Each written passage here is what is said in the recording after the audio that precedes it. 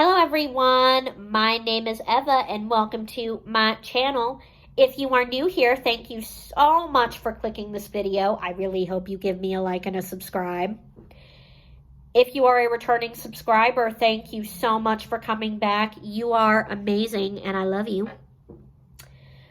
On Eva's Bookshelf, we talk all things books and TV series.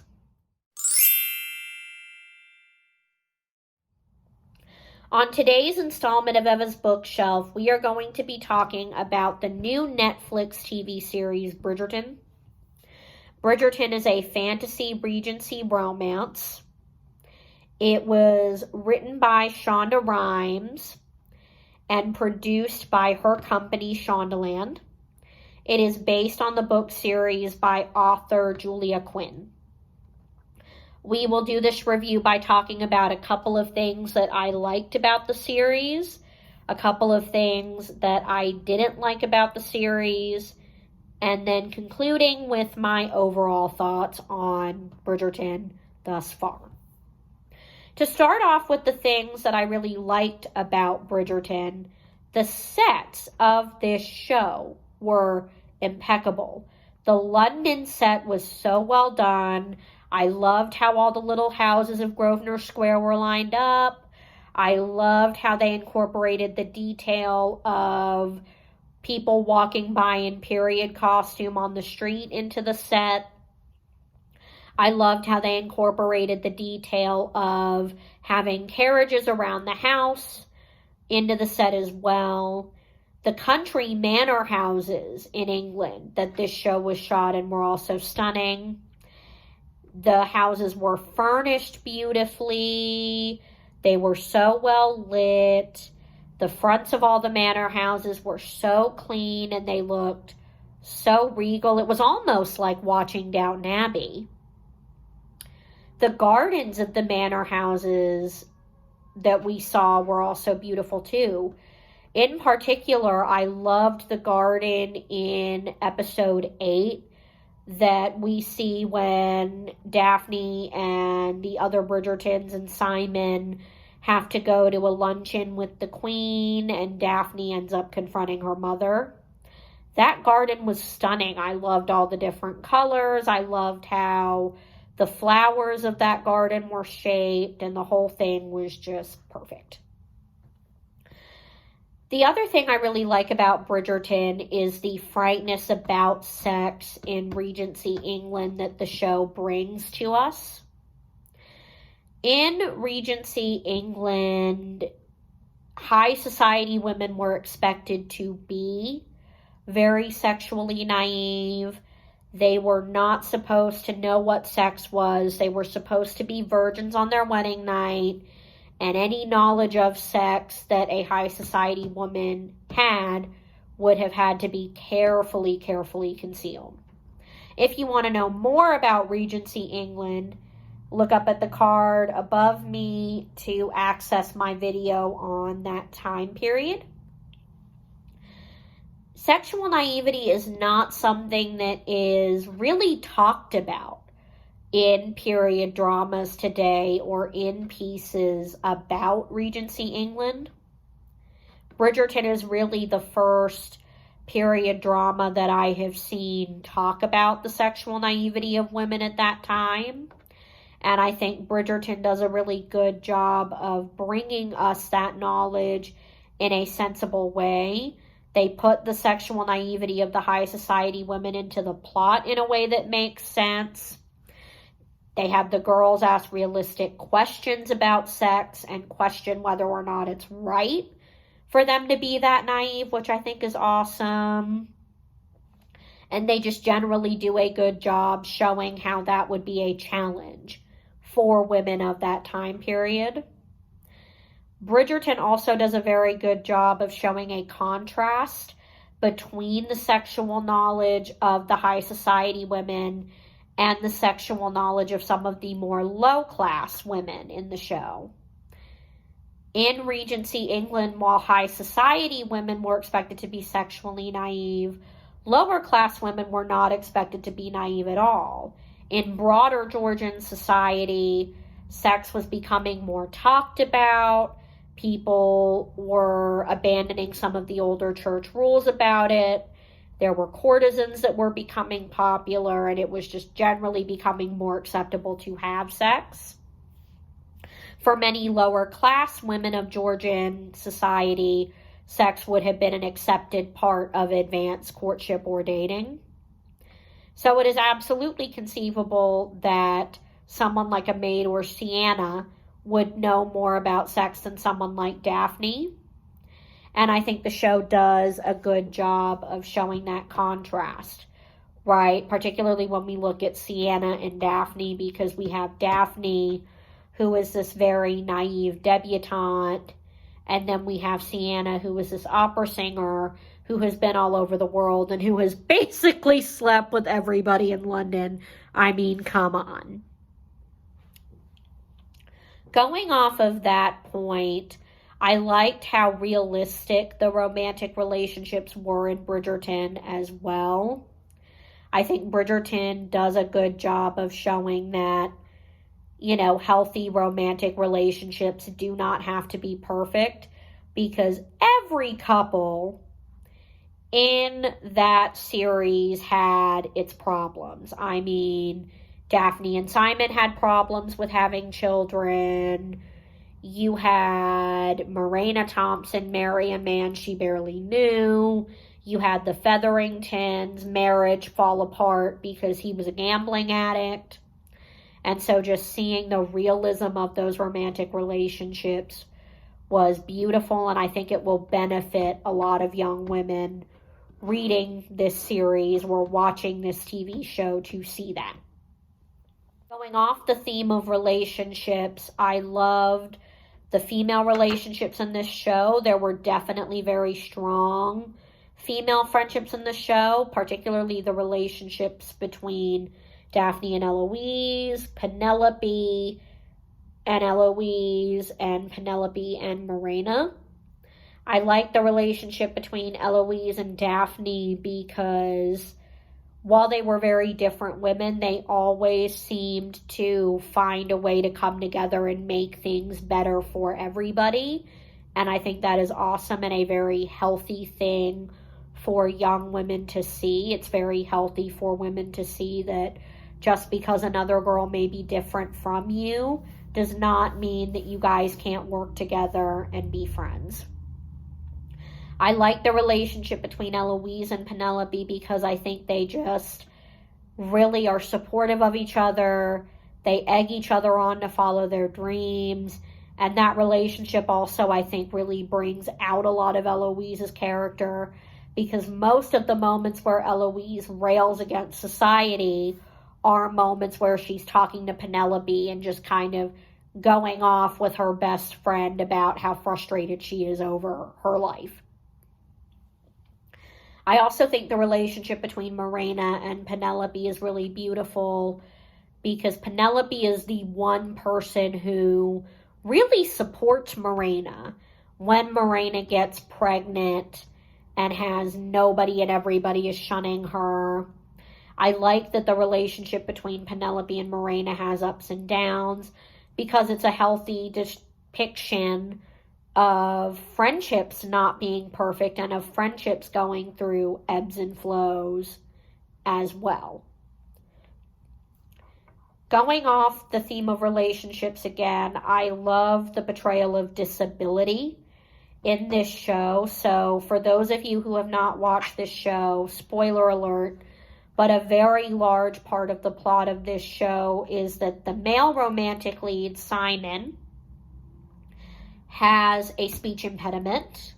As a result of having this speech impediment, he endures child abuse at the hands of his father that causes him to not really want to have children and not really want to get married. This ends up causing a problem later that we will discuss. But I think it was amazing to see how disability was realistically portrayed in this show. I love how the disability brought Simon closer to some people and pushed him away from others. In general, I love the idea of a romantic lead having a disability because we do not see romantic leads have a disability a lot in pop culture or in popular literature, and I just want to take a moment to say thank you to Shonda Rhimes for doing that, because that is something I didn't think I would see, and it means a lot to me that I saw it. In addition to all of the other things I've stated, I also really loved Lady Whistledown's character. I think Lady Whistledown added a fun element of mystery to the show that kept you watching. Lady Whistledown furthered the plot while being a narrator in a way that made sense, right? A big part of the plot of the show is that Penelope and Eloise are trying to figure out who Lady Whistledown is, and they do a lot of different things to figure out who Lady Whistledown is. Julie Andrews did a great job voicing Lady Whistledown and just bringing the, how do I say this, the regalness and the drama and the R-rolling to the performance. I also think that Lady Whistledown is a fun nod to something that actually was a thing in the 1800s. In the 1800s, there actually were gossip rags like Whistledown in England. One of the worst things that you could do is get written about in one of these gossip rags, or scandal pages as they were called. It was almost like being a celebrity that was put in People today, or another tabloid like that. So that was really fun. To go into things that I didn't like about the series or series cons, I didn't really like the costumes in this series a whole lot. I thought that they were a little over the top for the time period, especially with the Featherington costumes. I mean, I understand that the Featheringtons were supposed to be these kind of almost society wannabes who wanted to look richer than they were and who wanted to look like they had more than they did. But a lot of times I would look at those costumes and be like, really? Would someone from the 1800s really have worn that? I don't know. So the costumes were not great. I also didn't always like the main romantic relationship of the show, which is the relationship between Daphne and Simon. While I made a point earlier on of saying that it was good that Bridgerton did not portray their couples as having perfect relationships, there were just some things in this particular relationship that didn't sit right with me. At first, I was really rooting for their relationship because I could see how in love they were, particularly when we look at that scene in, I think it's episode 5, where Daphne is at the party and she comes down the stairs and starts courting the prince, and you see Simon walk in at that moment and look at her, and you can just see in that moment how hurt he is by her leaving him and how much he wants her. Let's also face the facts. The actor who played Simon in this show is a beautiful fucking specimen. He was put on this planet to bless my eyes and my TV screen. I mean, come on, ladies, look at this.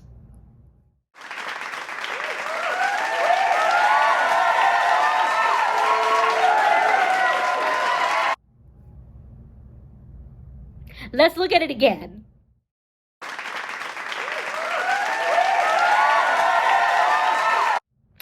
Okay, I mean, if that came up to you and gave you a monologue about how he burns for you, would you not just die? Come on now. Don't tell me you would not just die. My homegirl can get a boy that hot to like her. I'm gonna be pulling for it, okay? Because that's just me. And I'm happy for you. However, once the lying in the relationship started, I stopped liking it. Once he started lying to her about having kids, I sort of went, no. I mean, I can understand why he didn't want to have kids, but he should have addressed that with her in a more honest way, and it was a red flag for me that he did not address it in a more honest way. I also don't like that he kept secrets from Daphne about not wanting to have kids and his disability and the abuse that he underwent with his father.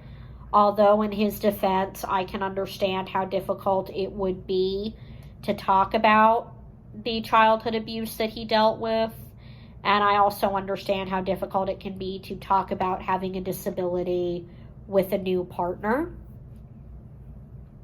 I also did not like the way that Daphne reacted when she found out that Simon lied to her about being able to have kids.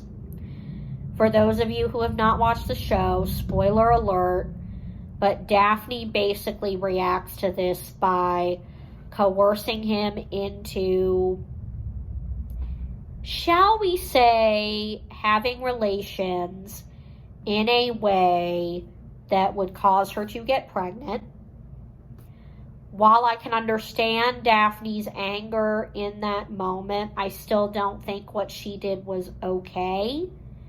And I still just don't think she had the right to react the way that she did and to disrespect Simon in the way that she did. And I do not think that showed a very healthy relationship between the two of them. Going off of that theme, I did not like all of the abuse in relationships that was shown in the show. I didn't like the abuse between Mr. and Mrs. Featherington. I thought that that made addicts look really, really bad because Mr. Featherington, I can't talk today, is a gambling addict who basically squanders his family's whole fortune gambling.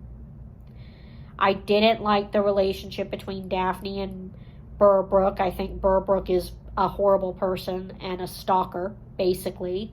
He basically stalks Daphne until she punches him at a party.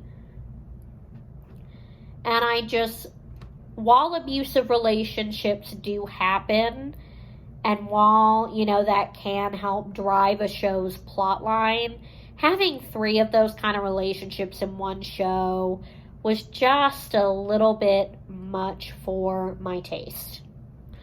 Overall, I think Bridgerton is a very well done show. The sets were great. I loved Lady Whistledown. I loved the Betrayal of Disability that we have in the show, and that we actually have a decent romantic lead have a disability.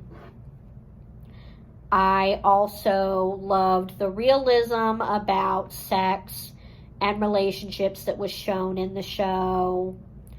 That being said, I didn't like all the abuse in the show or the costumes. But I cannot wait to see season 2 of this show. I think we deserve it. I think we deserve all of that juicy, soapy Shonda Rhimes drama that we have in this show, and I cannot wait to see more. Well, that's it for me today, you guys. Thank you so much for sticking with this video for this long. If you enjoyed it, please remember to like and subscribe. Until next time, I will see you.